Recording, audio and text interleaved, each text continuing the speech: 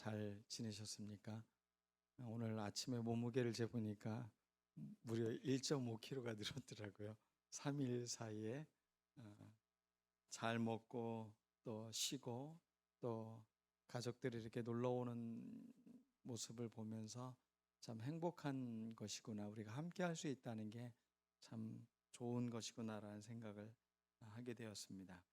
음, 오늘 말씀은 그리 이렇게 행복하고 즐거운 한가위에 듣기는 참 불편한 또 어려운 이야기이긴 하지만 그래도 오늘 우리가 순서가 이곳이라 우리가 같이 말씀을 나누고자 합니다. 아, 다윗 인생 가운데서 가장 절망적이고 아픈 시간들은 아마 사울 왕에게 쫓겼을 때보다도 오히려 지금 자기 아들에게 쫓겨서 피해 다니고 또 아들이 죽었다는 그런 승전보의 소식인데 그 소식을 들었을 때 가장 절망적이고 가슴이 아프지 않았을까 이런 생각이 듭니다. 아들의 권력에 대한 욕망, 자기 아버지를 향해 칼을 들고 있는 그 아들을 향해 있는 아버지, 이 비극적인 모습 속에 다윗은 무슨 생각을 했을까요? 아, 정말 참담했을 것 같아요. 그 마음이 얼마나 무너지는 가슴이었을까 생각이 듭니다. 그는 눈물을 흘리며 며칠을 그렇게 아파하고 힘들어합니다. 그런데 압살롬은 보면 그는 참 멋진 사람이었나 봐요. 외모적으로. 그의 외모를 평가하는 성경의 내용을 보면 굉장히 출중하고 사람들에게 부러움을 살 만큼의 그런 미남이었던 것 같습니다. 외모에서도 매력이 있고 왕 같은 품위가 느껴진다면 사람들은 그를 참 멋있고 아마 좋아했을 것입니다. 근데 그는 거기에 그치지 않고 공감 능력도 있었습니다. 그래서 성문 어귀에서 사람들이 올 때마다 그들에게 공감을 하며 백성들의 마음을 빼앗기도 했습니다. 외모, 또 정서적인 매력, 거기에 또 아이도벨이라는 아주 지략가도 그의 옆에 있었습니다. 좋은 사람, 아주 지혜로운 사람이 그 옆에 있었다는 것입니다. 그러나 그에게는 한 가지 부족한 게 있었습니다. 그에게는 하나님을 두려워하는 마음이 없었다는 겁니다. 자기가 자기 인생의 주인이라고 생각하고 그는 마치 브레이크가 고장난 아주 좋은 스포츠카를 타고 다니는 사람과 같은 모습인 것입니다. 그는 자기도 죽고 남도 죽이는 그런 무서운 사람이 된 것입니다. 비록 겉보기에는 참으로 멋져 보이고 좋아 보이지만 그의 내면은 위험하게 그지없는 사람임을 성경은 이야기하고 있는 것입니다. 반면에 다윗의 모습을 보면 그는 왕 같은 위험은 없어 보이는 사람이었던 것 같습니다. 그는 품위도 좀 없었던 것 같습니다. 법궤가 들어올 때 격렬하게 춤을 추며 막 반가워하는 모습을 보고 이 사울의 딸인 미갈이 그를 비웃습니다. 조롱합니다. 당신 왕의 채통도 없습니까? 이런 말을 할 정도였던 걸 보면 아마 다윗 왕은 왕다운 모습이었다기보다는 아주 평범한 사람이었던 것 같아요. 그리고 권위를 그렇게 내세우는 사람도 아니었던 것 같은 것을 우리가 이해할 수 있습니다. 또 사무엘이 기름 부음을 하기 위해서 이새의 집을 방문했을 때 큰아들을 보고는 너무 반했어요. 그래서 저 사람입니까? 하고 기름 부어도 되겠습니까? 라고 묻자 그 아들이 아니다. 그 다음 아들도 꽤 괜찮았어요. 그래서 그에게 기름 부으려고 하자 그도 아니다. 다른 아들들이 다 아니라는 겁니다.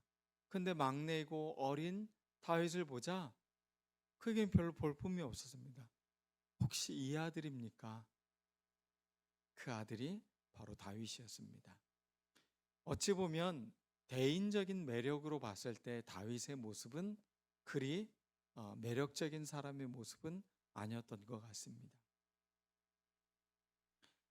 심지어 골리앗 장군도 다윗의 모습을 보고서는 비웃었습니다. 저런 애송이를 데려다가 감히 나하고 싸우려고 하느냐. 그런 면에서 보면 미켈란젤로가 그 만들었던 다비드상의 모습은 멋지고 근육질의 남자였고 꽤 그 멋진 모습으로 그려져 있는 그 만들어져 있는데, 어찌 보면 이것은 다윗의 모습이라기보다는 압살롬에 더 가까운 모습이었을 것 같아요. 사람들에게 정말로 매력 있는 사람, 그 사람이 압살롬이었습니다. 그러나 모든 것을 갖춘 자 같으나 그는 잃어버린 자가 됩니다. 반면에 다윗은 모든 것을 잃은 자 같으나 그는 얻는 자가 됩니다. 거기에 가장 중요한 한 가지가 그 안에 있느냐 없느냐의 차이인 것입니다. 하나님을 경외하는 마음, 그것이 있는 사람과 없는 사람의 차이인 것입니다. 여러분의 삶이 가장 아름다운 삶이 될 수 있는 것은 하나님을 경외하는 마음을 갖고 살아갈 때인 것입니다. 여러분, 하나님을 경외하고 계십니까? 여러분은 아름다운 사람인 것입니다. 여러분은 멋진 사람인 것입니다. 세상 사람들이 보기에는 별 볼품 없고 잘생기지 않았고 그랬지만 하나님 보시기에는 그러한 사람들을 귀히 여기시는 것을 우리가 볼 수 있는 것입니다. 오늘 다윗은 인생의 가장 비극적인 소리를 듣습니다. 물론 그 전에도 비극적인 소식을 듣죠. 압살롬이 자기 아들들을 죽이는 그런 일들을 벌이는 소식을 들었습니다. 그때도 다윗의 마음은 찢어지는 가슴이었습니다. 단장지혜라는 말이 있죠. 상명지통, 다 비슷한 표현입니다. 단장지혜라는 말은 자신의 창자가 끊어지는 듯한 슬픔을 말하는 겁니다. 상명지통이라는 말은 공자의 제자인 자아가 자기 아들이 죽었을 때 너무 많이 울어서 눈이 멀었다는 이야기입니다. 너무 많이 울지 말아야 되는 거죠. 너무 많이 울어도 그 눈물은 어떻게 된다고요? 자기의 몸을 해할 만큼 그렇게 안타까운 마음을 갖고 있는 게 자식을 앞세우는 부모의 마음이라는 것입니다. 제가 참 좋아하는 시인 중에 김현승 시인은 아버지가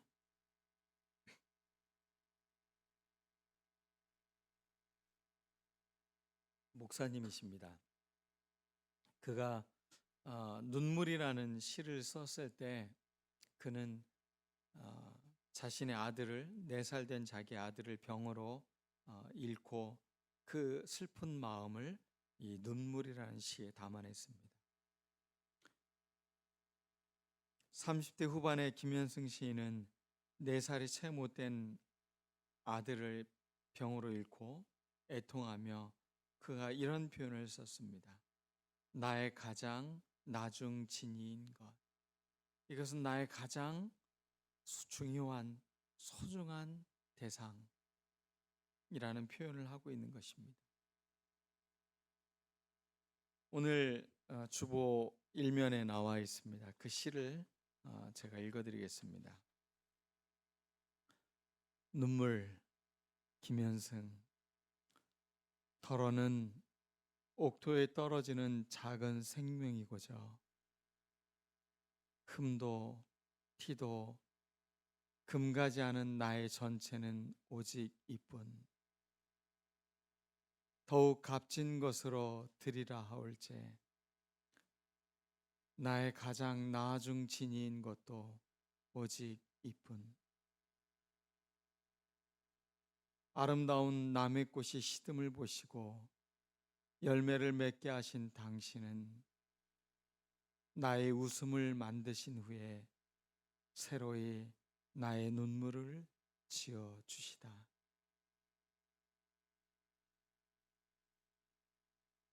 슬픔 속에서 시인은 하나님을 향해 나의 눈물을 지어 주시다라고 말하고 있습니다. 하나님 앞에서 자신의 아픔, 그 슬픔을 고스란히 드리고 있습니다. 그가 자신의 그 시에 대해서 산문집에 이런 이야기를 하고 있습니다. 나는 내 가슴의 상처를 믿음으로 달래려고 하였었고 그러한 심정으로 이 시를 썼습니다. 인간이 하나님 앞에 드릴 것이 있다면 그 무엇이 있겠습니까? 그것은 변하기 쉬운 웃음이 아니라 이 지상에 오직 썩지 않는 것이 있다면 그것은 하나님 앞에서 흘리는 눈물뿐인 것이다. 이렇게 이야기를 하고 있는 것입니다.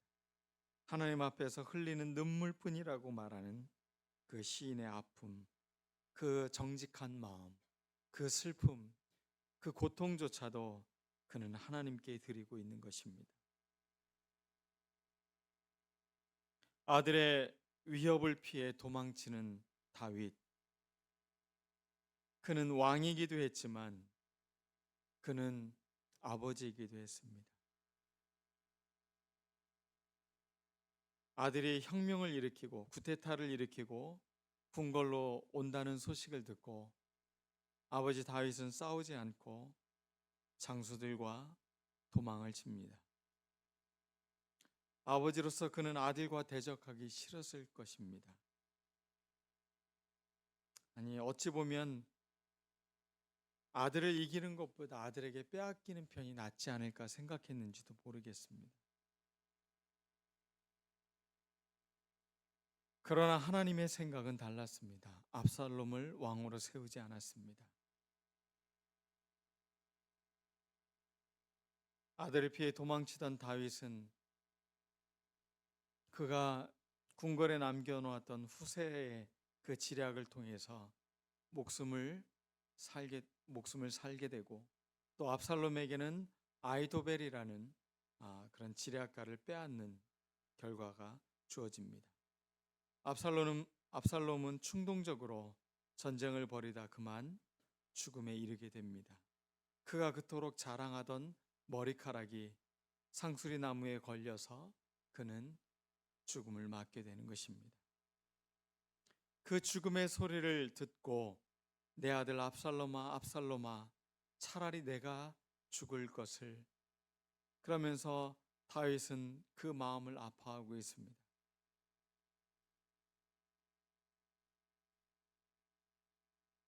이 마음은 형제들은 절대로 이해할 수 없는 마음입니다. 저런 파렴치한 아들을, 저런 페르나 같은 아들을 어찌 용서하고 감사할까? 우리는 이해하기 참 어려운 성경의 이야기입니다. 2007년도 8월 달에 수원에 있었던 살인사건이 있었습니다. 아들이 잠든 아버지를 흉기로 찌릅니다. 놀라 뛰어나온 어머니마저 흉기로 찔러 살해합니다. 그리고 집에서 잠자던 누이들까지도 거실로 나오려고 하자 그 누이들도 흉기로 찔러 중상을 입힙니다. 그는 다시 아버지를 10여 차례 찌르고 도주를 했습니다. 그의 아버지는 목숨이 위태로운 상황에서도 절대 아들이 범인이라고 말하지 말라고 가족들에게 당부를 합니다. 그리고 병원으로 옮겨져 그는 숨지게 됩니다. 이 아들은 주식 투자로 3,700만 원을 날리고 경제적으로 어려워지자 어머니와 누나의 2명의 이름으로 생명보험을 가입시킨 뒤 그 보험금을 타내려고 범행을 저지른 것입니다. 이런 페르나마저도 감싸 안으려는 아버지의 마음, 도무지 이해가 되지 않습니다. 오늘 다윗의 마음도 역시 마찬가지인 것입니다. 마음이 심히 아파 이렇게 표현하고 있습니다. 이것은 히브리어로 보면 떨다, 전율한다 이 말입니다. 그의 마음이 얼마나 아픈지, 그의 마음이, 그의 온몸이 지진이 일어나듯 떨고 있다는 것입니다. 두 명의 아들을 잃고 이제 압살롬마저 잃어버리는 그 다윗의 마음은 비참하기 이를 데가 없는 것입니다. 그 일로 인해 통일하고 왕국을 이루었던 이스라엘이 분열되기 시작했고 2만 명의 전사자가 나왔습니다. 블레셋이라는 적과 싸워서가 아니라 바로 부자간의 전쟁으로 말미암아 그 일이 일어난 것입니다. 그 재앙의 시작은 다윗 자신의 죄에서부터 출발하는 것을 다윗은 잘 알고 있습니다. 성경 이야기를 이렇게 쭉 읽다 보니 만약 압살롬이 아버지의 이런 마음을 10분의 1, 100분의 1이라도 조금이나마 알았다면 과연 이런 행동을 했을 수 있었을까?